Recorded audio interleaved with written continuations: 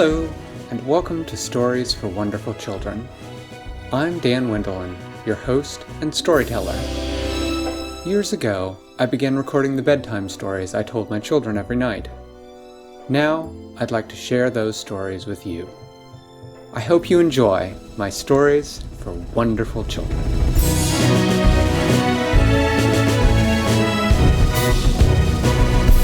Once, very far away, there was a meadow. And this meadow was full of the greenest, lushest, tastiest, juiciest grass in all the world. Now in that meadow, there lived a very lucky flock of sheep.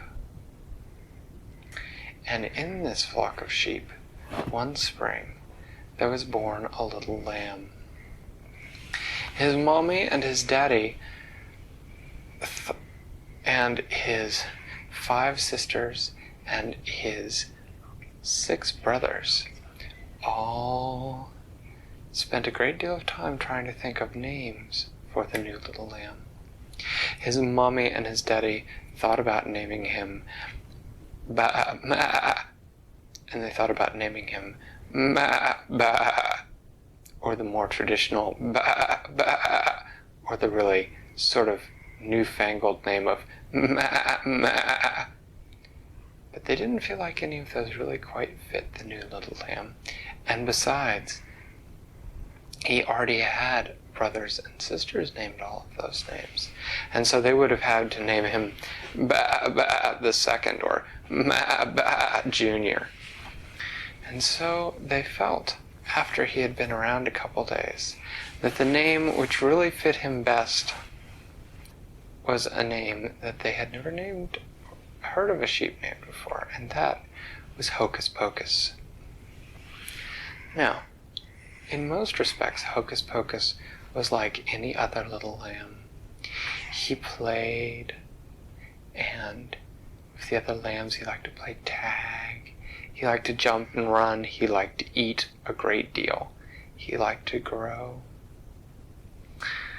And he liked to play tricks on his parents and the other grown-up sheep, like sneaking right up behind them when they were asleep and going, "Bah!" as loud as he could, and making them sort of jump and wake up. And he liked playing hide and seek with the other sheep. In all respects, Hocus Pocus was an ordinary little lamb. Well, all respects but one. You see, one day, his mommy and his daddy were looking around for him, and they found him sitting next to one of the large bushes in the meadow that was covered in yellow flowers.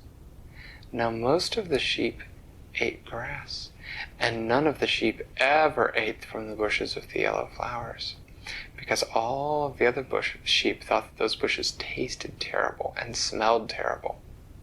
And all the mommy and daddy sheep told all the little lambs not to eat from the bushes with the yellow flowers because they would make them sick. But one day, Hocus Pocus was found by his mother and father contentedly munching on one of the bushes of the yellow flowers. There were clearly several flowers that had been bitten off, and he had several more in his mouth, which he swallowed as he saw them coming up. And his mother said, "Oh no, Hocus Pocus, we told you never to eat from that bush. What will happen now?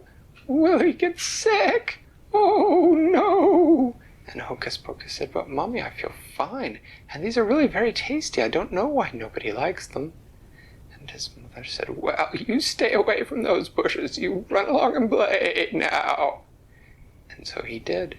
He ran along and he played, and his mother and his father took turns watching him all that afternoon to see if he displayed signs of illness.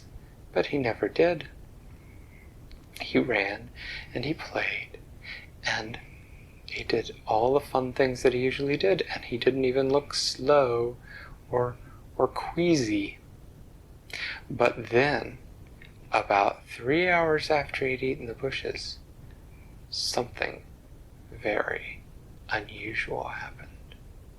They were playing tag, and Hocus Pocus had just tagged one of the other sheep, and he opened his mouth to say, "Bah, you're it!" But when he opened his mouth to say that, what came out of his mouth was not "bah," but instead was and a great gout of flame shot out of his mouth and just barely missed the other sheep, and all the other sheep were terrified and ran from him. And Hocus Pocus looked around and started running himself, wondering where the flame had come from. And then he stopped, and he tried, because everybody seemed to be running from him, and so he thought, did that come from me? And so he opened his mouth just a tiny bit to say just a quiet little "bah." But when he did that, again, little flame shot out of his mouth, not nearly as much this time. Well, sheep are terribly afraid of fire because they are covered in wool, and the last thing you would want if you were covered in flammable wool would be close to a fire. I would not want to be near smoke. No. And so the rest of the sheep made Hocus Pocus stand over in a corner of the meadow by himself until he stopped breathing fire. And then his mother and his father sat him down and instructed him very carefully that he was never to eat from the bushes with the yellow flowers again. And Hocus Pocus, for the most part, obeyed them. I say for the most part because he really, really liked the yellow flowers on the bushes. And so sometimes he would sneak away and quietly eat just one or two, not a whole lot. And then he would notice that his breath was a little flamey, a little hot. And so he would just not talk for a couple hours so no one would know. This went on for quite some time, and Hocus Pocus and the other little lambs grew up. And before long, it was fall and winter, and spring had come again. Hocus Pocus was a year old now, and he was no longer a lamb. He was a sheep, a young sheep, but a sheep. And he was for the most part an ordinary sheep, just like all the others. But that spring, something happened which had never happened before in the meadow. There came to the meadow a wolf. It was a great, shaggy, black wolf. Great teeth, sharp claws. He had come to the meadow because he had heard that the sheep that lived in that meadow were the fattest and tastiest and most succulent sheep in all the world. And he wanted to taste one of them for himself. Well, the wolf lurked around the edges of the forest, hiding in the trees and watching them for quite some time, until he was sure that there were no dogs about guarding the sheep. There were no llamas about guarding the sheep, and there were no people about guarding the sheep. They were just sheep. And once he had satisfied himself of this, he charged into the clearing. The sheep immediately saw him, and although they had not seen a wolf before, they knew that this was something to be frightened of. And so they all ran as fast as they could, crying in their terrified voices, "Bah! Bah!" Well, they all ran around not knowing what to do, all of them except for Hocus Pocus. Hocus Pocus ran straight for the biggest bush covered in yellow flowers that he could find, and he immediately began chowing down. He just ate them as fast as he could. He was watching the wolf out of the corner of his eye. The wolf had chased some of the younger sheep and cornered them in one corner of the field, and now he was separating out one of them and chasing her down. Hocus Pocus could see that it was his sister. So he gulped down a last few flowers, and just as the wolf pounced on his sister, Hocus Pocus went charging across the meadow towards the wolf. Well, the wolf heard the hoofbeats behind him, and he turned and saw this little sheep charging towards him, and the wolf was not at all frightened. He thought, "Oh good, dessert." And so he grinned a great toothy grin and said, "Arr!" And Hocus Pocus skidded to a stop right in front of the wolf. His heart was beating very hard because he did not know what would happen next. It had been a long time since he had eaten any of the yellow flowers. He did not know if they would still work. He did not know whether they would work fast enough, because the other time that he had eaten yellow flowers, it had taken several hours before they had had the effect of making him breathe fire.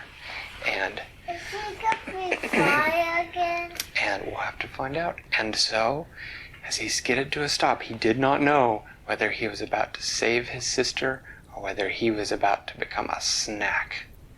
And he opened his mouth to let out what he thought might be his very last bah. And he opened his mouth as wide as he could and took a deep breath and said,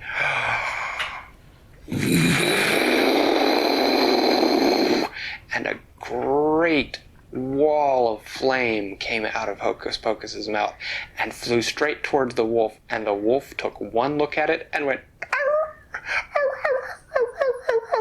and turned and ran from that meadow as fast as he could, and he never came back, and no other wolf ever came back to the meadow either, because that wolf told every other wolf he could find that the sheep in that field might be succulent and fat and slow and tasty, but they also breathed fire.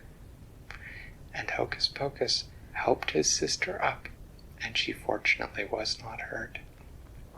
And from that day on, no sheep ever complained again about Hocus Pocus eating the flowers. And they were happy. And that's the end of the story.